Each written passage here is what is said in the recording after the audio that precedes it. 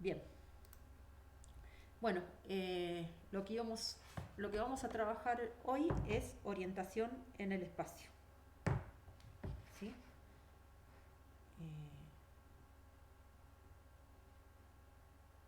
Orientación en el espacio. Bueno, acá puse el dibujito de ejes cartesianos en el espacio, como se dibujan en el plano, ¿no? Y lo interesante del dibujito es que fíjense que el orden en que están X e Y no es el mismo, Z es el que está para arriba, pero X e Y están intercambiados entre los dos dibujos y eso hace que digamos que uno tiene orientación positivo y que el otro tiene orientación negativa. Eh, el segundo es el que tiene orientación positiva, sentido contrario a las agujas del reloj. Cuando agarro la mano derecha y cierro en la dirección, empiezo en la dirección de X mirando con el pulgar para arriba como Z y cierro desde X hacia Y, me queda el pulgar apuntando para arriba y eso es la dirección positiva en que se pueden eh, eh, nombrar a los ejes cartesianos en el espacio. El primer dibujo, el dibujo de la izquierda, tiene una orientación negativa. Cuando de X voy hacia Y, el pulgar me queda mirando hacia abajo, entonces Z mira, como Z queda mirando para arriba, tienen distinta orientación uno que el otro. ¿Sí? ¿Para qué queríamos lo de la orientación en el espacio? Principalmente porque vamos a trabajar con las transformaciones rígidas y nos interesa saber si preservan orientación o no preservan orientación. Eso es principalmente la razón por la cual estamos viendo lo de orientación en el espacio, pero suceden cosas muy interesantes en el espacio que hacen que sea un poquitito diferente que en el plano. Eh, por empezar, que no lo dije, hay únicamente dos orientaciones posibles en el espacio, porque la forma en que uno determina si o compara si dos cosas están igualmente orientadas se fundamenta en la posibilidad del axioma 4, que es de la recta, el axioma 4 del plano, no me acuerdo qué número eran en el espacio, pero el axioma de que la recta se puede eh, orientar de dos maneras y elegida uno pasa tal cosa, esa cuestión de elegir el sentido de la recta se transfunde al espacio, también al plano, que también teníamos dos orientaciones, y también se transmite al espacio, donde hay exactamente también dos orientaciones. Entonces, también está muy relacionado este tema, ya que lo que queremos ver es si se preserva o no se preserva orientación con las transformaciones rígidas, porque habíamos dicho, el último de los axiomas de transformaciones rígidas, eh, dijimos que cualquier transformación rígida se puede determinar conociendo una terna semirrecta, semiplano, semiespacio y su imagen. A',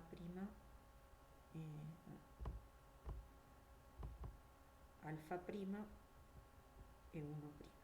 ¿Sí? ¿Y qué característica tenían esta terna? Que alfa tenía borde A. El semiespacio es uno de los dos que determina alfa.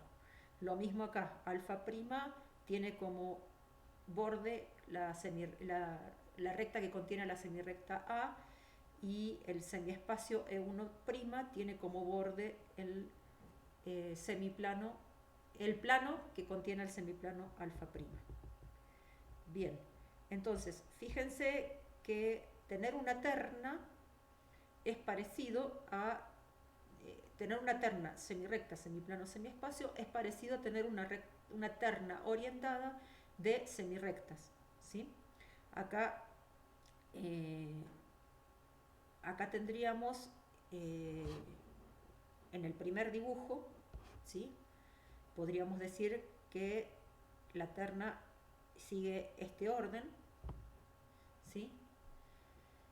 Y esta primera, y en esta segunda la terna tendría este orden, ¿sí? Vamos a ponerle una...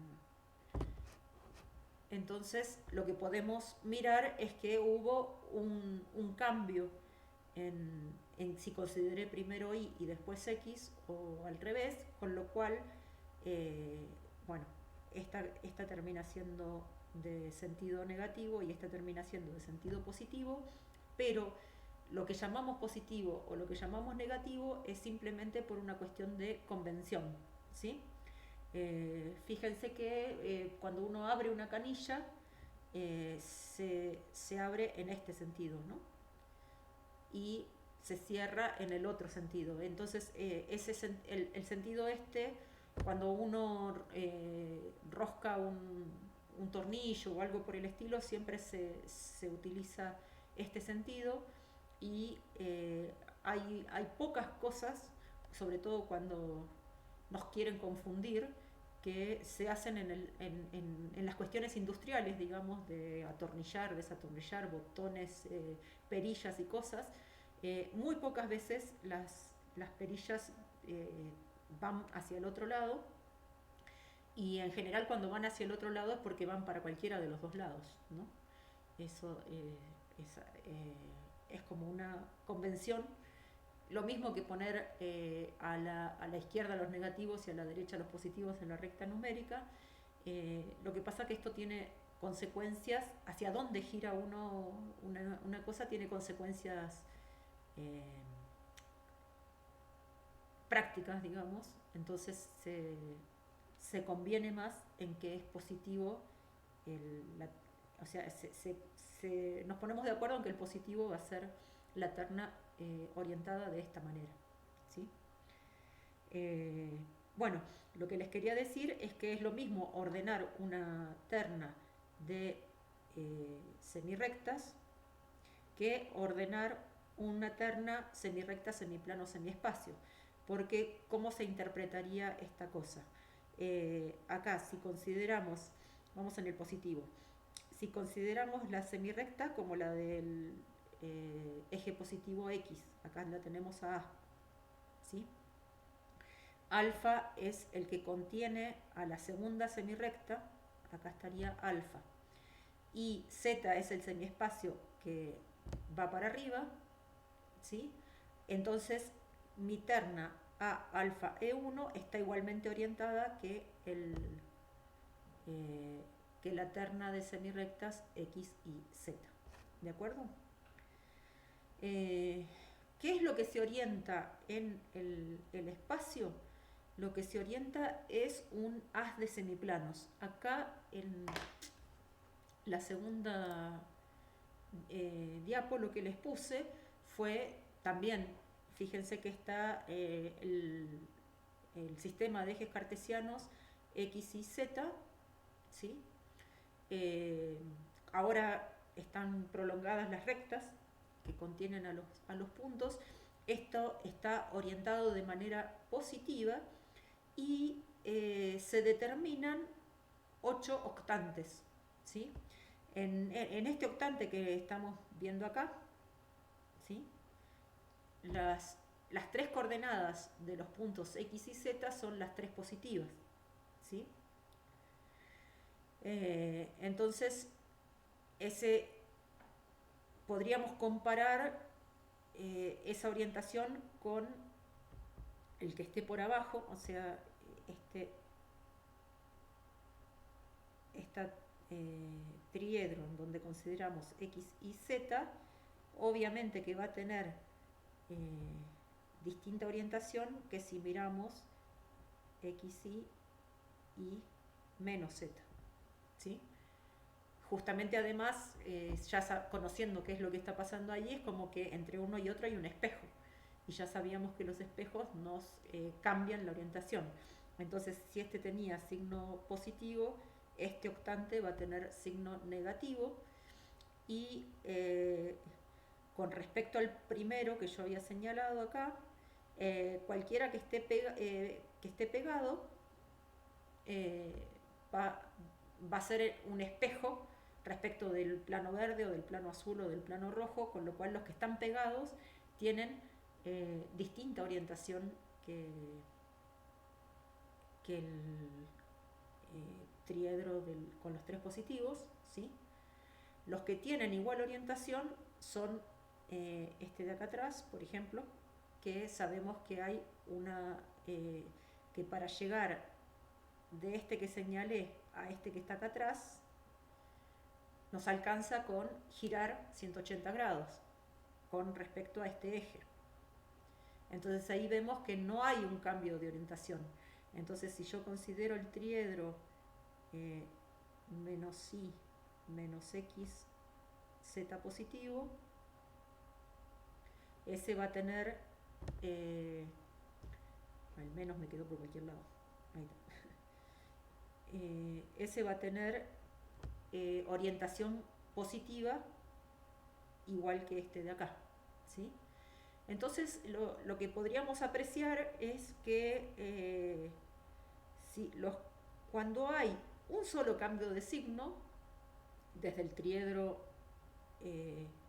referencia, que es el de los 3 positivos, cuando hay un solo cambio de signo se cambia la orientación.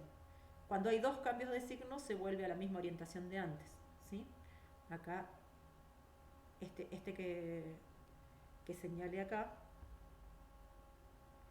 cambia el signo de X y cambia el signo de Y, entonces tiene la misma orientación positiva que el original, ¿sí? Y lo que puede pasar entonces es que haya un cambio de signo, entonces si cambia el signo de una sola de las cosas, tienen distinta orientación. Si cambia el signo de 2 de los ejes, vuelven a tener la misma orientación que el primero, y el único caso que nos falta es que cambie la orientación de 3, que vendría a ser el octante, donde las 3 coordenadas son negativas, y ahí hay 3 cambios de orientación de signo, que es un número impar de cambios de orientación, y eso hace también que entre el cuadrante que tiene las 3 coordenadas positivas y el cuadrante que tiene las 3 coordenadas negativas tengan distinta orientación, ¿sí? ¿Se va entendiendo? Buenísimo.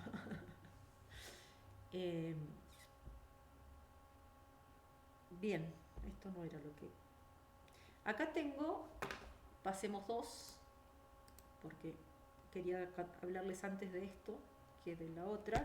Este es un mapa del cielo del hemisferio sur, le pedí, así que no sé por dónde andará la Cruz del Sur o no sé qué, pero una cuestión que es interesante de los mapas estelares respecto de los mapas de la Tierra es que como uno está parado sobre el planeta Tierra, ¿no? Y si mira un mapa, le voy a hacer un poquito más grande acá. ¿Está bien? ¿Se ve el dibujito aunque está medio tapado con las otras cosas? Por ahí le podría poner que sea trazo más grueso.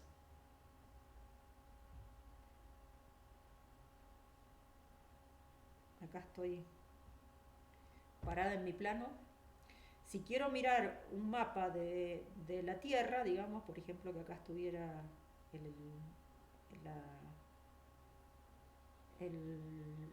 ¿cómo se llama? América del Sur y siguiera para allá, ¿sí? Yo miro, parada como estoy, para este lado. En cambio, cuando quiero mirar el cielo, estoy parada de la misma manera, pero miro hacia arriba. Entonces, una curiosidad es que los mapas estelares, los mapas del cielo, tienen la orientación diferente que los mapas terrestres, ¿sí? O sea, si uno Hay que tener cuidado porque cuando uno mira un mapa estelar, por ahí se confunden norte, sur y no sé qué, y porque justamente la tercera dimensión está cambiada respecto de cómo miramos un mapa de la Tierra, digamos. A ver si se entiende. Yo estoy siempre, a ver, yo estaría parada siempre sobre este plano, ¿sí? Pero si miro un mapa terrestre, lo voy a mirar con la flecha roja, y si miro un mapa estelar, tengo que mirar con la flecha azul. Entonces, si uno se confunde un poco, por ahí no es tan fácil interpretar los mapas estelares, justamente porque respecto de los mapas terrestres hay un cambio de orientación. Y hay muchas cosas que nos confunden con respecto a la orientación, porque, bueno, imagínense que si uno se confunde izquierda-derecha en el plano, como es mucho más complicado cuando le agregamos una tercera dimensión, ¿no? Entonces, ¿qué cosas son las que se orientan en el plano? Yo quisiera, le voy a agregar antes de ver cómo orientamos los poliedros. Lo que se orienta son los ángulos poliédricos, ¿sí? O sea, si uno tiene un ángulo poliédrico, así, y acá unimos este con este, uno puede recorrerlo en este sentido o en el otro sentido, ¿sí? Entonces, lo que uno puede ver es que si hicimos el corte del ángulo poliédrico de vértice O con un plano donde nos quedó este poligonito, ¿sí? El corte entre el plano y el ángulo poliédrico es este poligonito. Lo que podemos hacer es orientar el polígono, si lo recorremos de una manera, entonces si lo recorremos en un sentido, el poliedro está ordenado en ese sentido, el ángulo poliédrico, ¿sí? Y podríamos haber elegido la otra orientación. Yo quería borré todo al final. Si lo hacemos con la otra orientación, el polígono de abajo nos va a quedar orientado para el otro lado, digamos, que como lo teníamos antes, ¿sí? Entonces, esto sugiere que ese polígono, o en el plano mismo, digamos, un polígono lo podemos recorrer en un sentido o en el otro sentido. ¿Cómo hacemos para trasladar eso a que estamos ahora en el espacio? Voy a ir con... Teníamos entonces ordenado nuestro poligonito de abajo, ¿sí? Voy a borrar la última que hice para que no se me confunda, porque ahora me paso a mirar esta cara, esta carita de acá, ¿sí? De mi ángulo poliédrico. Entonces, viene sugerido que si orienté el polígono del piso, viene sugerido que esta flechita la uso para orientar el polígono de la cara. ¿Se entiende? Entonces oriento el polígono de la cara y me queda orientado de esa manera. Lo mismo hago con la carita de al lado.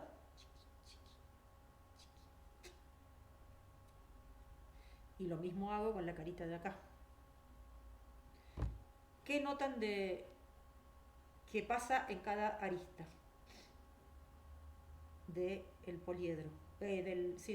Termina siendo un poliedro porque...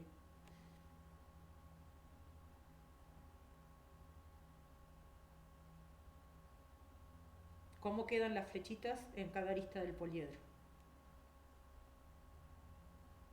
Opuestas. Así es. Entonces, lo que hacemos para... lo que nos va a pasar en el espacio es que hay cosas que no se pueden orientar. Y justamente los poliedros simples y los poliedros convexos, que son los que habíamos estado estudiando nosotros, no tienen ningún problema con la orientación, y la forma de orientar es esta, digamos. Se le da la orientación a una carita, o sea, si empezamos el problema al revés, que tengo, a ver, ¿cómo puedo hacer para dibujarlo que se vea mejor?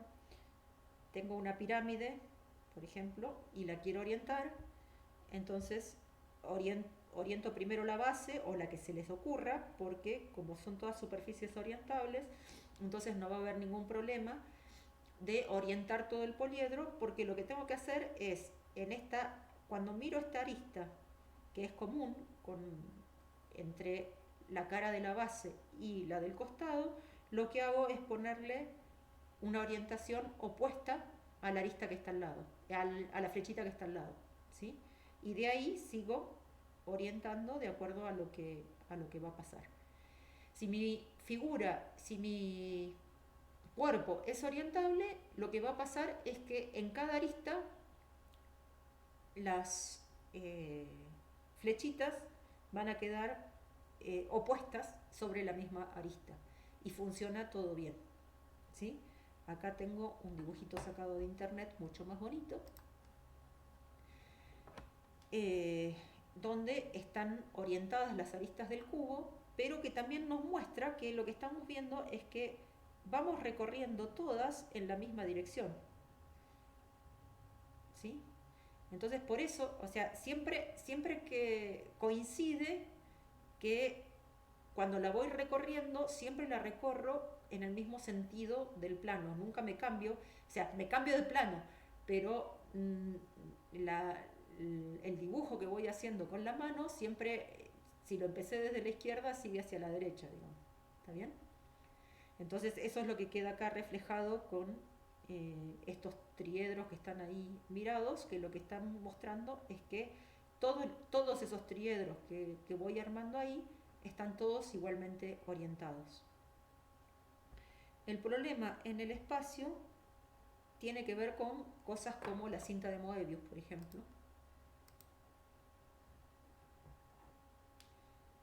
que esta es una superficie que no es orientable, ¿sí? Se pueden conseguir, o sea, esta también se podría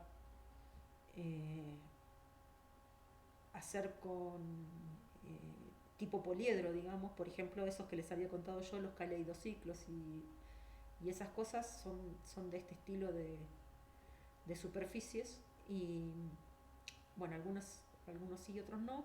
Y bueno, el problema de orientar un caleidociclo es que hay una arista que se comparte en más. Hay una arista que es más de cuatro, que está compartida por 4 caras, con lo cual hay que rever bien cómo se hace para orientar una superficie tan rara como esa, digamos. Pero con respecto a la cinta de Moebius, la forma de construirla es a partir de una tira de papel, por ejemplo, ¿sí? Si yo esta tira la enrollo y pego esta parte con esta parte, puedo hacer un cilindro, ¿no? O sea, si pego esto con esto, cambiando esta parte con esta, lo que me va a quedar es un cilindrito, ¿sí? Pero si la pego una con la otra dándole la vuelta, me queda la cinta de Moebius. O sea, si en vez de pegarla derecho, acá le pego una vuelta, me queda esta cinta. O sea que si yo le dibujo acá la orientación al rectángulo, como veníamos orientando, que van todas las flechitas, perdón, esta me quedó mal.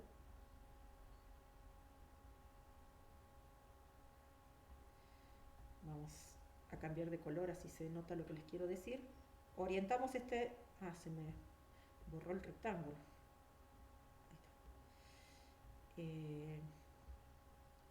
Oriento el rectangulito, de acuerdo como lo dijimos recién, ¿sí? Ahora, fíjense que si pego esta con esta, armando el cilindro, me queda una flechita para arriba y la otra para abajo, como correspondía a las cosas que sí se pueden orientar. En cambio, si le doy una vuelta al papel y, y este lado lo pego con este, y las flechitas me van a quedar, o sea, si esta cinta la corto acá, y lo que les va a pasar a las flechitas es que me quedan las dos mirando para el mismo lado. Y eso hace que la cinta de Moebius sea una superficie que no es orientable. Cosas de estas aparecen un montón. Van a ver las botellas de Klein. Hoy estaba googleando y hay una superficie de Steiner. Hay cosas rarísimas en el espacio. Si quieren googlear superficies no orientables, les van a aparecer dibujitos. Las dos más conocidos son la cinta de Moebius, que es muy fácil de hacer, la pueden hacer en casa con un pedacito de papel nomás. y tiene algunas propiedades muy interesantes. Por ejemplo, que tiene un único lado. O sea, si uno la pinta, empieza a pintar y pintar a pintar, sigue por acá. Y fíjense que cuando termino de dar la vuelta, volví al mismo lugar de antes. O sea que tiene un solo lado en lugar de tener dos lados. No se puede pintar de dos colores distintos, el adentro y el afuera. Entonces, este tipo de cosas aparecen en la geometría del espacio. Joroban un poco en algunas cosas, por ejemplo, cuando uno hace integrales de superficie, si se acuerdan o si vieron que había que hacer el producto vectorial de TU y TV para trabajar en esas cosas. Si la superficie no es orientable, ese producto no queda igual a lo largo de toda la superficie, entonces no se puede sacar la integral de superficie de cosas como esta. Si la superficie no es orientada, no se puede calcular la integral de superficie y esas cosas. Eso para los que están un poco más avanzados en la carrera, y los demás se lo olvidan hasta que vean integrales de superficie. En el espacio también pasan cosas horrible, como estos cuadros de Escher. ¿Los conocen? Este se llama Cascada. ¿Y qué tiene de raro? Fíjense el recorrido del agua, que acá cae en la cascada, viene todo por acá. ¿Se ve? Que el agua sube y baja. Bueno, ¿pasan estas cosas en el espacio?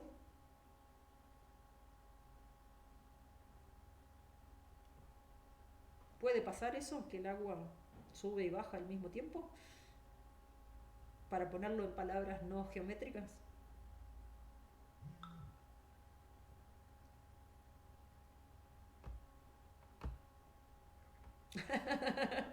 nunca te pasó en la vida real, ¿no? Bueno, acá lo que está pasando acá, que esto no es en el espacio, estamos usando una proyección. Eso es lo que hace, o sea, al pasar de 3 dimensiones a 2 dimensiones, eh, se pierden cosas en el camino, ¿sí? Y entonces esto los estoy, digamos, de alguna manera les estoy mostrando a modo de chiste, porque no es cierto que se pueda hacer. Sin embargo, como decía mi profe Cristina Ferraris, ¿cómo que no se puede hacer si ahí está? O sea, o sea, en 3 dimensiones no se puede hacer, pero cuando uno proyecta las 3 dimensiones sobre 2, es posible, pero muchas de las ilusiones ópticas a las que estamos acostumbrados a mirar pasan justamente por que el ojo está acostumbrado a procesar las imágenes, y si uno le da un punto de vista, tiene que ver esto con geometría proyectiva, si uno le da un punto de vista adecuado, se puede engañar al ojo, porque el ojo eh, tiene un software que procesa bien esa información, pero la realidad es que lo estamos engañando porque sabemos que el ojo se procesa de cierta manera las imágenes, entonces se puede trabajar mediante proyecciones en estas cosas, ¿sí? Entonces esto no es posible en 3 dimensiones. Bueno, y creo que ahí ya se me terminaron sí, los dibujitos que yo les había hecho, que había sacado de internet, y como ven, no es demasiado... es bastante complicado, no sé si han visto probablemente en Google una bailarina que gira para un lado y uno tiene que decir si gira hacia la derecha, si gira hacia la izquierda, y es re complicado de darse cuenta, porque es como que uno puede pensar que va para cualquiera de los dos lados. Y bueno, de este tipo de engaños, digamos, más que chistes, son engaños al ojo. Hay un montón de posibilidades, de distintas posibilidades de engañar al ojo. Hay una cuadrícula que uno puede mirar que que las figuras salen hacia afuera o quedan hacia adentro, y ese tipo de cosas, pero en realidad todo tiene que ver con que estamos representando en 2 dimensiones una cosa de 3 dimensiones, por lo tanto se pierde información en el medio que hace posible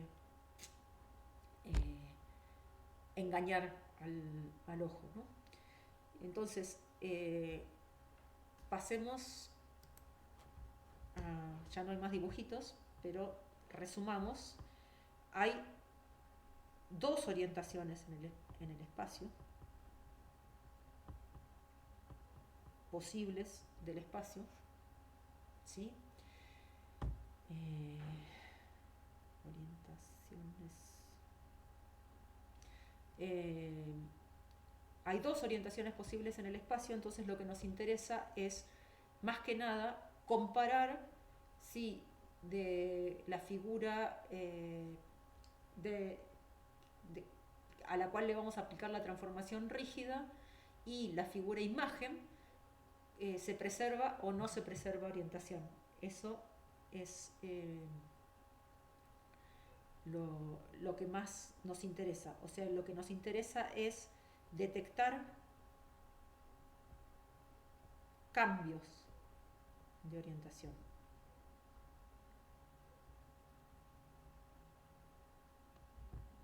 Por las transformaciones rígidas, ¿sí?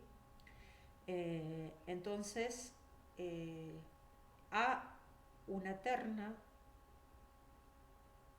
semirrecta, semiplano, semiespacio, se le puede asignar un signo de acuerdo a una convención, que se usa la regla del tirabuzón o la regla de la mano derecha o el triedro izquierdo.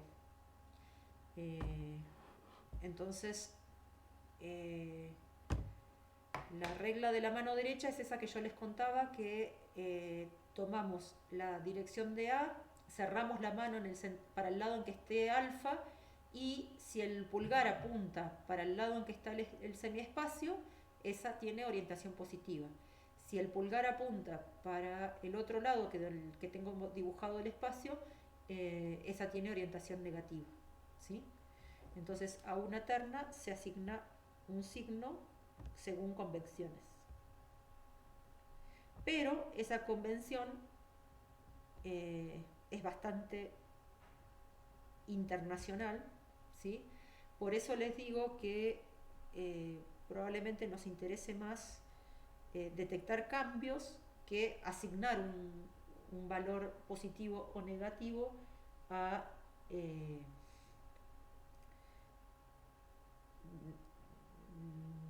designar un cambio positivo, un signo positivo o negativo a la terna, ¿sí? Porque si bien en nuestra materia nos interesa mucho estudiar a los objetos del espacio, como son los poliedros y esferas y distintas cosas, eh, el núcleo de la materia está dado por las transformaciones, ¿sí? Entonces lo que más nos interesa es si las transformaciones rígidas preservan o no preservan la orientación del espacio, y como por el axioma último de transformaciones rígidas, va a quedar una transformación rígida unívocamente definida por dar la terna de salida y la terna de llegada. Eso nos permite comparar los signos de la terna de salida con la terna de llegada y avisarnos si la transformación rígida preserva orientación o no preserva orientación. ¿De acuerdo? Bien, esa sería la clase de hoy.